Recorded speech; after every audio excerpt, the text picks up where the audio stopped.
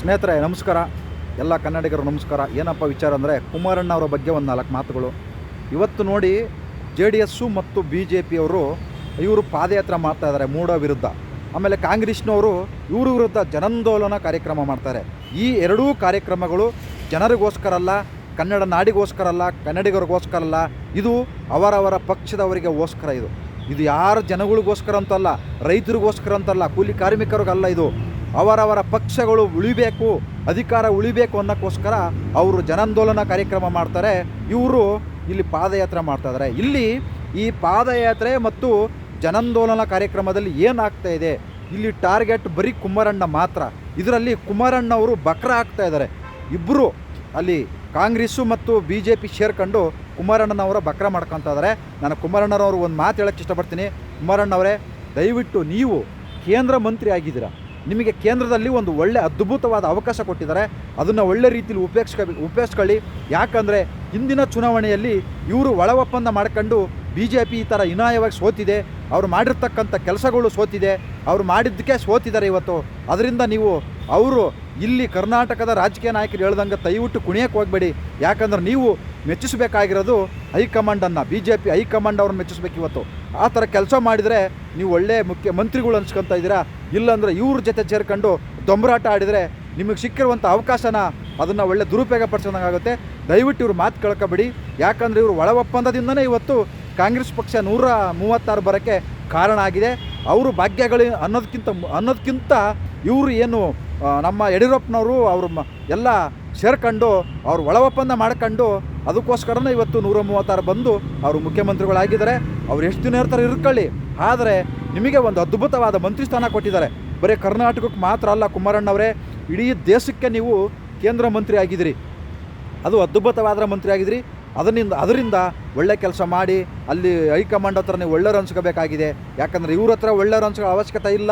ಇಲ್ಲಿ ಏನೇ ಮಾಡಿದ್ರು ಇಲ್ಲಿ ತಗೊಳ್ತಾನೆ ಇರ್ತಾರೆ. ಅದರಿಂದ ಈ ಪಾದಯಾತ್ರೆ ಒಂದು ಸತಿ ನೀವು ಬೇಡ ಅಂದ್ರಿ, ಒಂದು ಸತಿ ಸಪೋರ್ಟ್ ಮಾಡಲ್ಲ ಅಂದ್ರಿ, ಈಗೆಲ್ಲ ತಿರುಗಲ್ಲ ಬೆಳಗ್ಗೆ ಹೊತ್ತು ನೀವು ಅವ್ರ ಜೊತೆ ಹೊಂಟೋದ್ರಿ.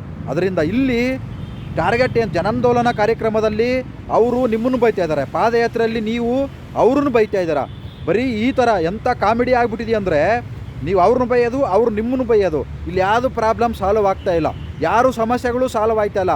ಒಬ್ಬರು ಅಧಿಕಾರದಲ್ಲಿ ಇದ್ದುಕೊಂಡು ಪವರ್ ಇದ್ದುಕೊಂಡು ಇವತ್ತು ವಿರೋಧ ಪಕ್ಷದವ್ರನ್ನ ನೀವು ಅಷ್ಟು ಭ್ರಷ್ಟ ಮಾಡಿದ್ದೀರಿ, ಇಷ್ಟು ಭ್ರಷ್ಟ ಮಾಡಿದ್ದೀರಿ ಅಂತಂದು ಹೇಳಿ ಬರೀ ಕೆಲಸಕ್ಕೆ ಬರ್ದಾರ ಭಾಷಣ ಮಾಡ್ತಾರೆ ಹೊರತು ಯಾರನ್ನೂ ಕೂಡ ಇದುವರೆಗೂ ಜೈಲಿಗೆ ಕಳಿಸ್ಲಿಲ್ಲ ನಾವು ನೋಡಿರೋದು.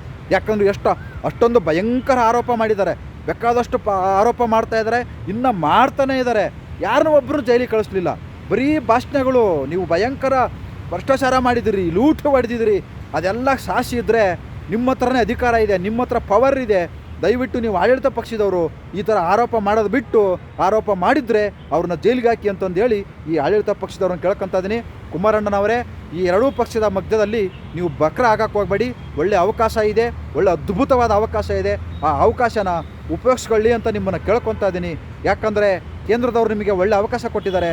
ಅದನ್ನು ಯಾವ್ಯಾವ ರಾಜ್ಯದಲ್ಲಿ ಯಾವ್ಯಾವ ಕಾರ್ಖಾನೆಗಳು ಮುಚ್ಚೋಗಿದ್ದಾವೆ ಅವನ್ನೆಲ್ಲ ಓಪನ್ ಮಾಡಿಸಿ ಅಲ್ಲಿರ್ತಕ್ಕಂಥ ಕಾರ್ಮಿಕರಿಗೆ ಕೆಲಸ ಕೊಡಿಸಿ ಅಂತಂದೇಳಿ ತಮ್ಮಲ್ಲಿ ಕೇಳ್ಕೊತಾ ಇದ್ದೀನಿ. ಇದೆಲ್ಲ ದೊಂಬರಾಟ ಬಿಟ್ಟು ಒಳ್ಳೆ ಕೆಲಸ ಆಗೋದು ನೋಡಿ. ಯಾಕಂದರೆ ಇಲ್ಲಿ ಈ ಸರ್ಕಾರ ಕೈಲಿ ಅಭಿವೃದ್ಧಿ ಮಾಡೋಕ್ಕಾಗ್ತಾ ಇಲ್ಲ, ಈ ಗ್ಯಾರಂಟಿ ಕೊಡೋಕ್ಕೂ ಕೂಡ ಸರಿಯಾಗಿ ಆಗ್ತಾಯಿಲ್ಲ. ಯಾಕಂದರೆ ನಾವು 10 kg ಕೊಡ್ತೀವಿ, ನಾವು 10 kg ಕೊಡ್ತೀವಿ ಒಂದು ಇವತ್ತು ಬರೀ ಕೇವಲ 2 kg ಮಾತ್ರ ಕೊಡ್ತಾ ಇದ್ದಾರೆ. ಅದು ಸಾಕಾಗ್ತಾಯಿಲ್ಲ. ಪಾಪ ಒಬ್ಬ ಬಡವನಿಗೆ ಒಂದು ತಿಂಗಳಿಗೆ 2 kg ಅಕ್ಕಿ ಮಾತ್ರ ಸಾಕಾಗ್ತಾಯಿದೆ. ಅರ್ಥ ಮಾಡ್ಕೊಳ್ಳಿ. ದಯವಿಟ್ಟು ನಿಮ್ಮ ಕೈಯಲ್ಲಿ ಅಧಿಕಾರ ಇದೆ, ನಿಮಗೂ ಕೂಡ ಕೇಂದ್ರ ಮಂತ್ರಿ ಕೊಟ್ಟಿದ್ದಾರೆ, ನಿಮ್ಮ ಕೇಂದ್ರ ಸರ್ಕಾರದಲ್ಲಿ ಒಳ್ಳೆ ದುಡ್ಡಿದೆ. ಆ ದುಡ್ಡನ್ನು ಉಪಯೋಗಿಸ್ಕೊಂಡು ಎಷ್ಟೆಷ್ಟು ಎಲ್ಲೆಲ್ಲಿ ಯಾವ್ಯಾವ ಕಂಪ್ನಿಗಳು ಮುಚ್ಚೋಗಿದ್ದಾವೆ ಆ ಕಂಪ್ನಿಗಳೆಲ್ಲ ತೆಗೆದು ಅಲ್ಲಿರೋ ಕಾರ್ಮಿಕರಿಗೆ ಕೆಲಸ ಕೊಡಿಸಿ ಅಂತ ನಾನು ನಿಮ್ಮಲ್ಲಿ ಕಳಕಳಿಯಿಂದ ಕೇಳ್ಕೊತಾ ಇದ್ದೀನಿ. ಇದೆಲ್ಲ ದೊಂಬರಾಟ ಬಿಟ್ಬಿಡಿ. ಇದೆಲ್ಲ ಅವಶ್ಯಕತೆ ಇಲ್ಲ, ಇದು ಬೇಕಾಗಿಲ್ಲ, ಇದು ಯಾರಿಗೂ ಏನೂ ಪ್ರಯೋಜನ ಇಲ್ಲ. ಇದರಿಂದ ಯಾರಿಗೂ ಏನೂ ಒಳ್ಳೇದಾಗಲ್ಲ, ಯಾರಿಗೂ ಕೆಟ್ಟದ್ದಾಗಲ್ಲ. ನೀವು ಬರೀ 9 ದಿನ ಬೈಕೊಂಡು ಓಡಾಡ್ತಾ ಇದ್ದೀರಾ, ಅವರು ಬೈತಾರೆ, ನೀವು ಬೈತೀರಿ. ಇಷ್ಟೇ ಇದರಿಂದ ಕಾಲಹರಣ ಆಗ್ತಾಯಿದೆ, ಇದರಿಂದ ಟೈಮ್ ವೇಸ್ಟ್ ಆಗ್ತಾಯಿದೆ. ಅಷ್ಟೇ. ಎಲ್ಲರಿಗೂ ಒಳ್ಳೆಯದಾಗಲಿ.